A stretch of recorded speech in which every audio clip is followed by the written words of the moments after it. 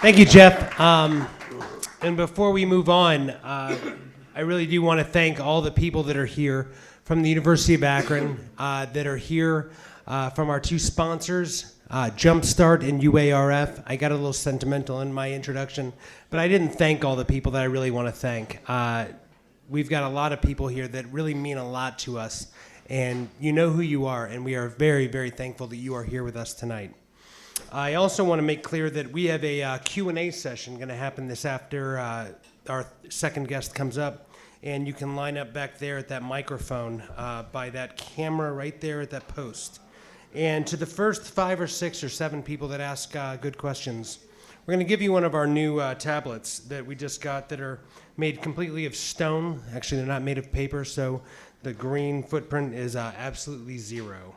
And I'm going to bring up a guy right now whose green footprint isn't absolutely zero, but actually he has a really big interest in green footprints being as low as possible. So I'm interested in him talking about that tonight. Mr. Joel Testa is the president of Testa Companies, which actually has different assets to it, such as Testa Building, Testa Real Estate, Testa Medical Development, Testa Enterprises, as well as being the founder of the Northside Speakeasy.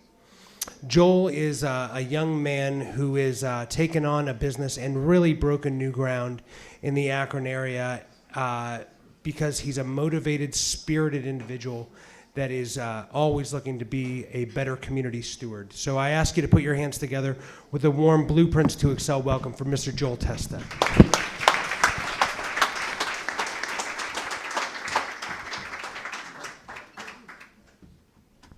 Come on and grab a seat, grab a mic. So glad you are here. That one right there. So let's start. I know people in this town know your name. When I think of you, I think my schedule is tiring. Yours is insane because you're like an electron. You never stop moving. There's always something new going on in your world, and always something exciting and surprising. I mean, your energy level is incredible, and we are all the beneficiaries of all the things you guys do. So I think for those, in case there's people here that don't know, I think it'd be great for you to tell people a little bit about your background and what you do. Ian gave a kind of a high level, go a level deeper. Thanks. Well, I have ADHD, which is and no joke. That's I think at the basis of a lot of what I do. I just can't stop. It's high moving. I'm second generation in our core business, which is construction. My parents started it in 1967 with my mom's $1,500 that she had saved up and my dad's entrepreneurial spirit. And I'll tell you, that wasn't the path I chose for myself. I went to college, decided that let me take a step back. In third grade, I was going to be an attorney because I like to argue. Then I realized there was a lot of reading and I didn't like to read. So in college, I went into marketing, went into Japanese, and I was going to open my own marketing firm. Were you here in Ohio still? I was, Ohio State. And my dad recruited me my junior year and said, I need somebody to help take the company to the next level. I really don't have a succession plan. I'd like you to consider coming in the family business. And at that point, it just had dawned on me that if I started my own business, I could hope to, pound through for 30 years and be successful like my parents were, or I could start where my parents were and, maybe take it to the next level, show them some respect, show them some, thank you, sort of build a destiny. And repay them for all they've done for us. So I came into the family business and I said, here's the deal.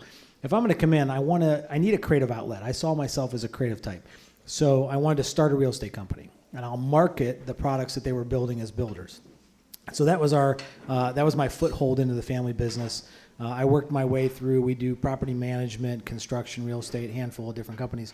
And in the early 90s, my dad was ready to shut down our construction company.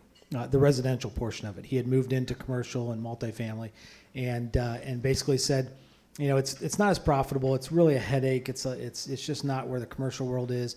And I was really passionate about it. And being a second generation kid, I had to make my mark. So I Siblings, by the way? I have a daughter or a sister 10 years younger. Was she in the business? No, okay. Not at this time. And so I said, give me 1 year. Let me run the company for a year. If I make it more successful, give me the company. If I don't, shut it down. And and it was very successful. It was a time when single-family homes were just booming, and so that took off on the construction side of the company. But I was bored. I am a problem solver. I like challenge, and I like to solve the problem, and then I want to move on to the next one. So from there, I just started creating companies.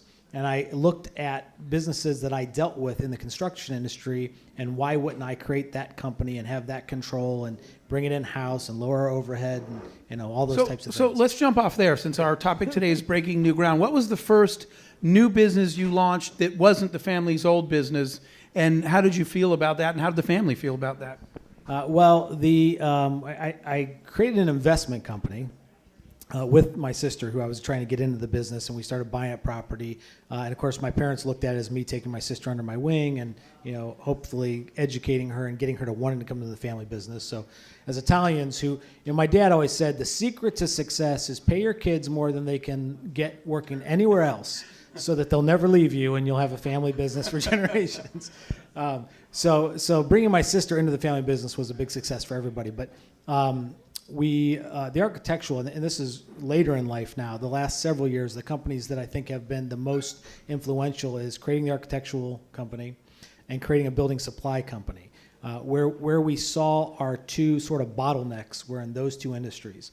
And so I decided that it made a lot more sense to bring it in-house. And those have been successful, and I found out that that's part of my resonant frequency.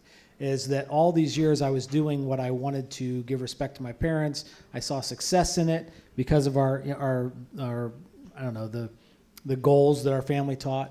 But it was my creativity and my need to want to make change in the world and my need to solve problems that led me to being a developer and being an architectural designer. That really is where I think I bring most value. Well, there's no doubt from the first time I ever met you that you love what you do. Right, and that's the part. We were having a discussion at the Excel Center today, and research was presented that 87%, a study was done that 87% of Americans are not engaged in their work. They don't feel fulfilled, and they're not passionate about it, they're not excited about it, right? The first time I met you, you were just a bundle of energy, and it's clear that you love what you do. So talk about that, about your resonant frequency a little bit, and getting to that point where you just can't wait to get to work every day. I'm going to tell you, it's been a change for me recently. One of the things, and it was a bit of a theological aha moment for me. It was a very spiritual moment, and I was just speaking about this the other day, where I went through this "why are we here" moment. Why are we on this earth? Because it seems fleeting. It happens very fast, and and I felt like you have to make change while you're here. You have to do something, leave something behind, because in a blink of an eye, we're gone. And it dawned on me that... Well, now I'm depressed. Well, your legacy lives on forever. You're right. So I in my mind, what I grasped onto was, and in the presentation I just gave not too long ago to a bunch of planners, I said it's city slickers. It was the one thing from the curly, and it's one thing for all of us. And the goal is to find your one thing. What are you good at? What is your ground, your resonant frequency, and how is that meant to help others? Because if we all figure out what God-given talent we have and who that's meant to help, we create this symbiotic relationship. The world becomes this perfect ecosphere. Now, mind you, this is in my head. It was, what is that for me? What am I supposed to do? And I fast forward through my life a couple of years, and I had been trying for years to have kids. Couldn't have kids. 10 years in, infertility, couldn't have kids. And I went through adoption. And my second child that I adopted was an open adoption. And his birth father had a son previously who never made it out of the hospital. And it really sent him on a downward spiral, and he ended up living in a park. He was homeless, and he fell in with the wrong group of guys, fell into a felony, and it's plagued him ever since. Now, this gentleman was a videographer. He worked on Spider-Man. Very talented, very sharp gentleman, and he could not get a job to save his life because he's a felon. And I started thinking, here he gave me the one thing I could never figure out how to give myself, was a son. And, what could I have done to help him? And I thought, boy, the one thing that I've seen the most success in my life with is creating housing. And my aha moment was, boy, who needs that help more than the homeless? So all of a sudden, this light bulb went on, and I realized that everything I've done in my life has been a goal to help change the communities and change the world. But the real reason I'm here is to help the homeless, to figure out how all of those things are just a means to an end. They give me the ability to do what I was planted on this earth to do, which was to help those that don't have housing. That is absolutely fantastic, and congratulations, and thank you for doing that. That's amazing work. You know, it's one of the things. I have this board that I write stuff. When I reach a conclusion about something in life, I write it. And one day I wrote down that people driven by passion and purpose far outperform people driven by paycheck. And you just proved that point. When you have a purpose that gets you up every day, that's bigger than your paycheck and bigger than you, it just continues. You can't wait to get out of bed every single day. So talk about that a little bit more. Do you have separately a nonprofit in addition to the business? Tell us about that. We do. So I started building homeless housing, and one of the problems that we had was I think it was the first project that I did, which was a 60-unit, actually here in Akron, a 60-unit apartment building for those that had been homeless, chronically homeless, veterans that were had episodes of homelessness, and nobody wanted it. Everybody in the neighborhood fought it. It was a typical NIMBYism, and we had to move the project 4 times. And what I realized is that the community's perception of who and homeless is why is incredibly skewed. You know, we see the person that's drinking out of the brown paper bag, or we see the panhandlers on the corner, and the world's vast majority of homeless, at least the United States' vast majority, are women and children, most of them fleeing domestic violence. It's people working 2 jobs, people that are couch surfing, people that are living out of their car, kids that are going to school with your kids, and you would never know that they're homeless. So I realized that what the homeless needed from me, in addition to just housing, was community outreach. So I created an organization, a nonprofit called the Formerly Homeless Foundation, because everybody that we housed is now formerly homeless and had a story to tell. So we created a website to give them an outreach that said, tell anonymously if you want, tell your story.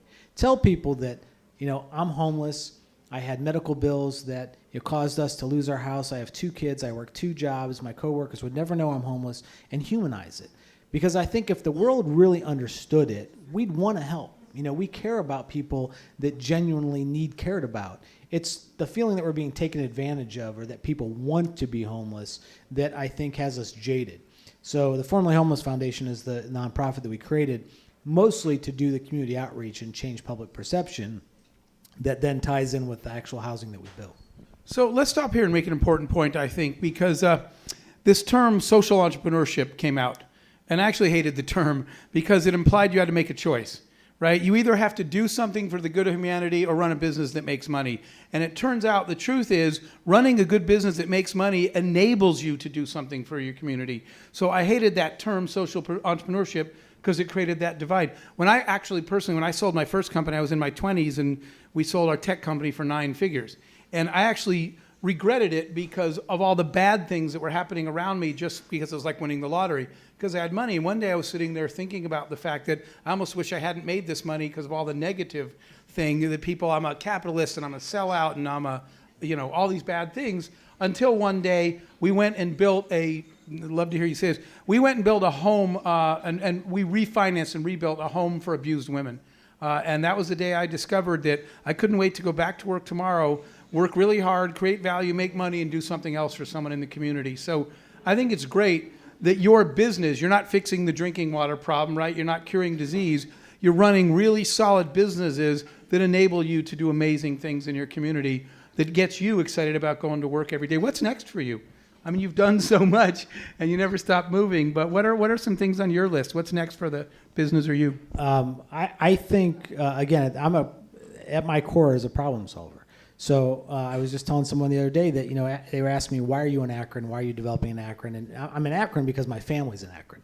I'm a family person, and I would never live away from, my family. And so what I made the decision that years ago I watched myself, and I watched, growing up, other people go to areas, and you think, man, this is great. This development that somebody created, or this lifestyle office park, or this entertainment facility, or this housing development, whatever it is, that, man, somebody did a great job. Wouldn't it be great if that came to us? You sort of sit back and we wait for the world or the community to change around us. And I thought, why? I'm a problem solver. If I want to create the community that I would want to live in, even if I didn't have to live here, then why don't I do it? What are those barriers? What are those hurdles? Break it down. So placemaking has become a really big focal point for me lately, and it's creating the type of communities that I believe people want to be in. That and particularly for Akron, because it's my hometown and my family's here. I want to see people want to be here, and as we all become students of economic development and chase the creative class and the millennials and try to figure out what are we missing. That's been really where I've sunk my teeth in, and I've focused my efforts, and that's where I'm going to go in the next 5 to 7 to 10 years. And it's actually a dual approach. One is trying to take care of our seniors because the baby boom generation is rapidly becoming seniors. The second is trying to figure out how do we make smart decisions about the millennial population in a way that will create communities that are sustainable, that people want to live in, people enjoy investing their dollars in, and that would be a place that if I could decide I was going to live anywhere, I would pick home. Because to me, this is home anyway. So, I just want to make sure everybody here recognizes this man is not building houses, he's building lives.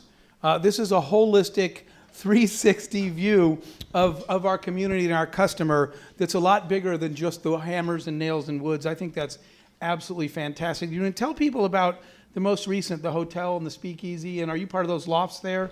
Tell them about that whole construction project. Well, the lofts was one of my dream projects. As a kid growing up, and my dad was building custom single-family homes. And I always felt like, boy, why don't you build skyscrapers? Why don't you build something with those tower cranes? Like that's, that's big stuff, And of course in Akron, we didn't have any of those. Never saw a tower crane in the history of my youth in Akron. And the city actually brought us that site. For about 5 years, I wanted to build warehouse lofts. And, there wasn't a lot of good warehouses in Akron that the timing was right to convert them. And I got this in my head with, what if I could build a new building that looked like an old building, but had green technology, had all the modern conveniences, and just looked and felt like it was an old building that would be converted.